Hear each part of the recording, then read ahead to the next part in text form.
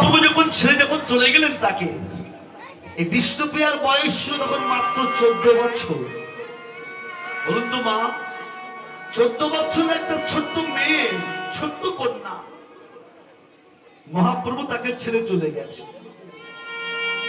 এই বিষ্ণুপ্রিয়ার মতন এমন কঠিন নারী চরিত্র আর হবে না, ইতিহাসের পাতায় স্বর্ণাক্ষরে লেখা আছে। এখন জানেন, যেদিন মহাপ্রভু চলে গেল তার পরদিন থেকে এই বিষ্ণুপ্রিয়া ব্রহ্ম মুহূর্তে উঠতেন। ব্রহ্ম মুহূর্ত মানে সূর্যোদয়ের 1 ঘন্টা 36 মিনিট পূর্বে উঠে স্নান করে শুদ্ধ বস্ত্র পরিধান করে কতগুলো ধান এক জায়গায় করে নিয়ে একটা করে ধান আঙুলে বাঁধতেন আর একবার করে কৃষ্ণ নাম জপ করতেন। যে নাম জপ করে যে চাউলটা হতো ধান বেছে নিয়ে নামের সংখ্যা রূপে ওই চাউলটা পাশে রেখে দিতেন। সকাল থেকে সন্ধ্যা পর্যন্ত হরি নাম গঠিত যে কয়েকটি চাউল হতো, সন্ধ্যার সময় গঙ্গা জলে ধৌত করে ওই চাউল দিয়ে রান্না করে ভগবানের সেবা দিয়ে ওই প্রসাদ বিষ্ণুপ্রিয়া গ্রহণ করতেন। এমনি করে 24টা বছর বিষ্ণুপ্রিয়া বেঁচে ছিল। যখন মহাপ্রভু চলে গেলেন আর তো নবদ্বীপে ফিরে আসেনি, এসেছিল আর আসেনি সন্ন্যাস নিয়ে। নিত্যানন্দ প্রভু গিয়ে বললেন, নিমাই, সচিমাতা তোমার জন্য কাঁদতে কাঁদতে পাগলের হয়ে গেছে, বিষ্ণুপ্রিয়াও তত প্রায়, একটা বারের জন্য হলেও একটু নবদ্বীপে ফিরে চলো। মহাপ্রভু বলেছিলেন, দাদা, যে সন্ন্যাসী একবার সন্ন্যাস ধর্ম গ্রহণ করে গৃহত্যাগ করে দেয় সে তো আর গৃহে ফিরে যায় না।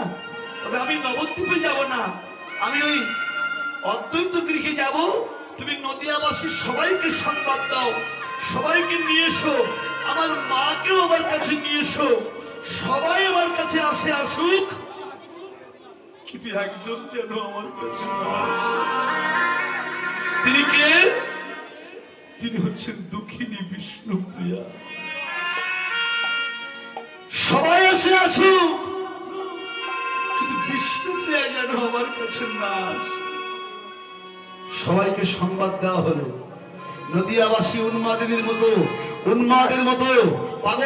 পাগলের মতো যে যেমনি অবস্থায় ছিল, সবাই ছুটতে ছুটতে যাচ্ছে অদ্বৈত আত্মিকা।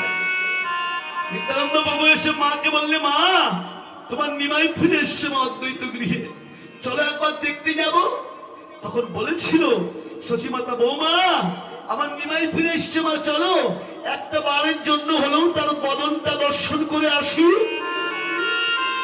তখন নিত্যানন্দ প্রভু বললেন, না মা, সবাইকে যেতে বলেছে, একমাত্র বধূ মাতাকেই যেতে নিষেধ করে দিয়েছে। আছাড় খেয়ে পড়লেন বিষ্ণুপ্রিয়া ভূমিতলে। গোবিন্দ, না জানি কতই অপরাধ করেছি, তোমার চরণে আমি কত অপরাধী। নদিয়াবাসী সবাইকে যেতে বললে, সবাই তোমার চরণ স্পর্শ করবে, সবাই তোমাকে দেখতে পাবে, আর আমি হতভাগিনী, আমি কানালিনী, আমি তোমার চাঁদ বদনটাও দর্শন করতে পারবো না। কি অপরাধ করেছি? ধুলার পরে গড়াগড়ি দিয়ে কাঁদছেন বিষ্ণুপ্রিয়া। এমন সময় বিষ্ণুপ্রিয়ার কিছু সখীরা আসে, বলছে, কিরে বিষ্ণুপ্রিয়া, সবাই গেল তোর গোবিন্দকে দেখতে, তোর প্রভুকে দেখতে, তুই যাবি না? বললো, না রে। কেন? বলে, সবাইকে যেতে বলেছে, একমাত্র আমাকেই যেতে নিষেধ করে দিয়েছে। বলে, কাঁদ, এই জগতে তোর মতন ভাগ্যহীন আর নেই। বিষ্ণুপ্রিয়া উঠে দাঁড়িয়ে বলছে, বাজে কথা বলিস না, আমি ভাগ্যহীনা নই। তাহলে? বলে, আমার মতন ভাগ্যবতী আর জগতে কেউ নেই। বলে, কি করে তুই ভাগ্যবতী? বলে, চেয়ে দেখ, যে মানুষটিকে দেখবার জন্য হাজার হাজার মানুষ পাগলের মতন ছুটতে ছুটতে যাচ্ছে, যে মানুষটি চরণ পাবে বলে হাজার মানুষ পাগলের মতন ছুটে যায়, ওই মানুষটা কিন্তু হাজার মানুষের নয়, ওই মানুষ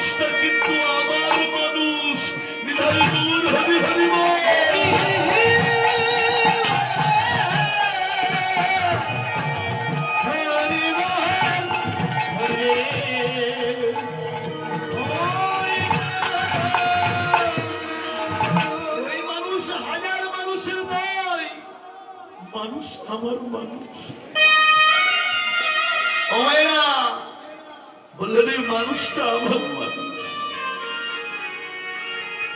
রাধে ঘরের মধ্যে দরজা বন্ধ করে দিয়ে কাঁদছেন বিষ্ণুপ্রিয়া। ঠিক রাত 12টার সময় দরজায় টোকা পড়েছে। বিষ্ণুপ্রিয়া চমকে উঠলেন, কে? বলে, আমি তোমার প্রভু, আমায় ডেকেছিলেন, আমি তার জন্যই তোমার কাছে এসেছি, দরজাটা খুলে দাও। যদি কারো স্বামী বাইরে থাকে, বহুদিন পর যদি বাড়িতে আসে, স্ত্রী পাগলের মতন গিয়ে জড়িয়ে ধরে না, কিন্তু বিষ্ণুপ্রিয়া তা করলেন না। কি করলো জানেন? ঘোমটাখানা বদলে বড় করে দিয়ে অবনত মস্তকে দরজাখানা খুলে দিয়ে পেছন দিকে সরে গিয়ে দাঁড়িয়েছে। মহাপ্রভু ঘরে ঢুকেই বলছে, বিষ্ণুপ্রিয়া আমার দিকে দেখবে না? মাথা নেড়ে উত্তর দিচ্ছি না। কেন? ভগবান, আমি প্রাচীন প্রাচীন বৈষ্ণবের মুখে শুনেছি, জগতে যদি কোন সন্ন্যাসী সন্ন্যাস ধর্ম গ্রহণ করে একবার গৃহত্যাগ করে যদি চলে যায়, সে যদি এসে তার নারী মদন দর্শন করে, তার নাকি সন্ন্যাস ধর্ম থাকে না।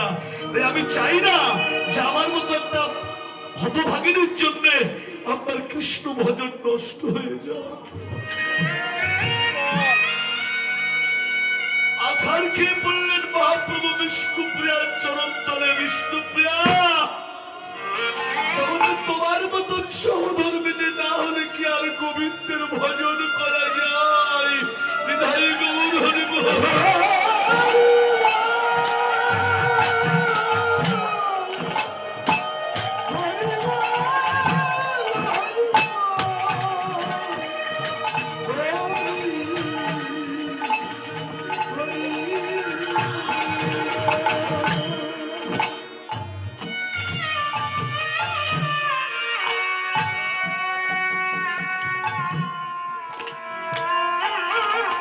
তোমার মতন সহধর্মিনী না হলে গোবিন্দের ভজন। আমি চলে যাচ্ছি বিষ্ণুপ্রিয়া, যাবার আগে আমার কাছে কিছু চেয়ে নাও, আমি তোমায় কিছু দিতে চাই। বিষ্ণুপ্রিয়া বললে, প্রভু তুমি কি পাগল হয়ে গেলে? কেন? কি চাইবো আমি তোমার কাছে? না চাইতেই তো আমি কিছু পেয়েছি। কি দিয়েছি আমি তোমায়? বলে, কেন? এই যে 84 লক্ষ জনি ভ্রমণ করে সাধের মানব জনম, আর এই মানব জনম পেয়ে আজকে যে কৃষ্ণ বলে কাঁদতে পারছি,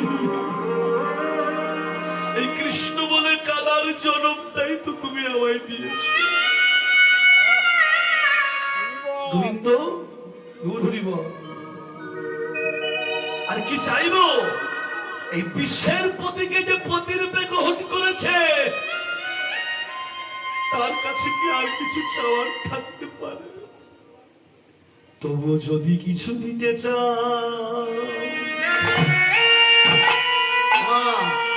ভগবানের কাছে ভক্ত চাইছে, দেখুন কেমন চাওয়াটা। তবু যদি কিছু দিতে চাও, তোমার চরণের খলম জোড়া তুমি আমায় দাও,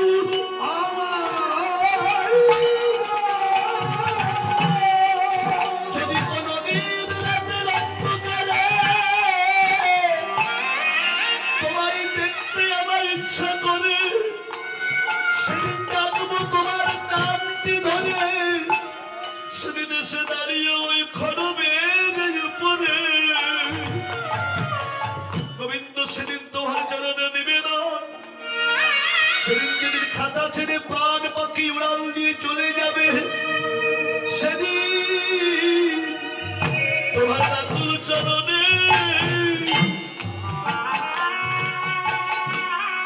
আমার স্থান দিও।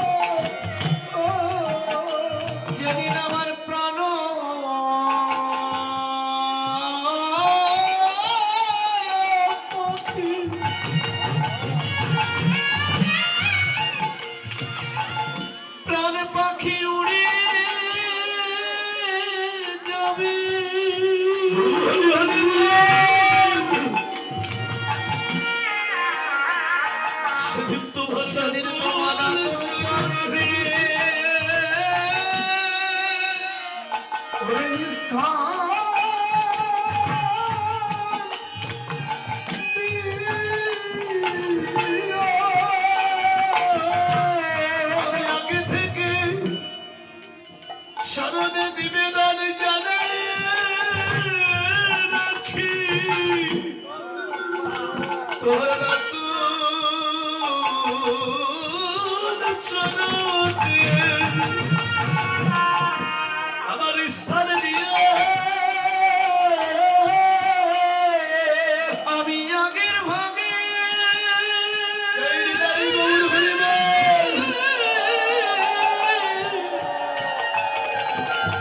ওরে জানাই রাখি তোমার আতুল চরণে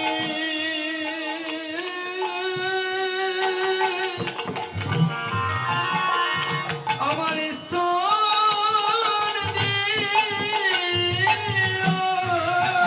আমার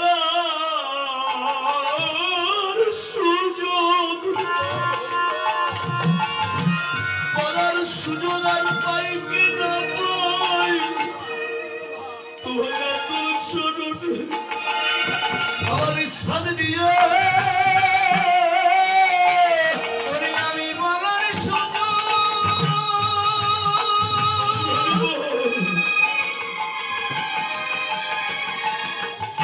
বলার সুযোগ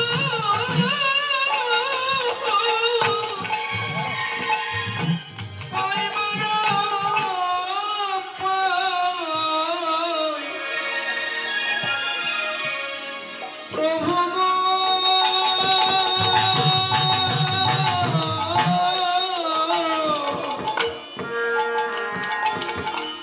তোমার আতুল চরণে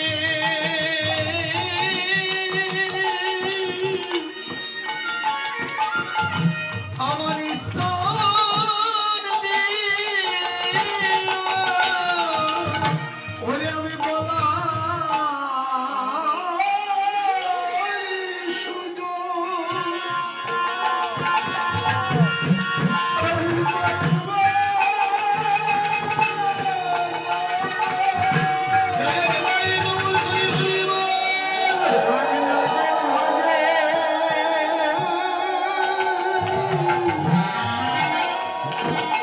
তোমার চরণে জানাই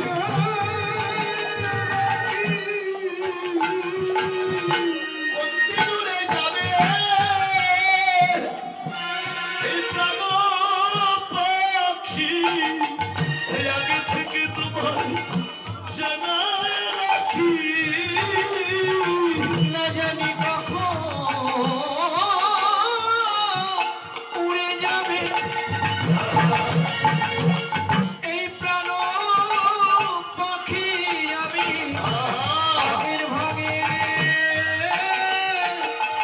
জানাই রাখি কখন উড়ে যাবে প্রাণ পাখি কখন উড়ে যাবে আগের ভাগে জানাই রাখি। হরে কৃষ্ণ বাবা, সেই ভগবান আজকে শ্রীরাম নবদ্বীপের মাঝে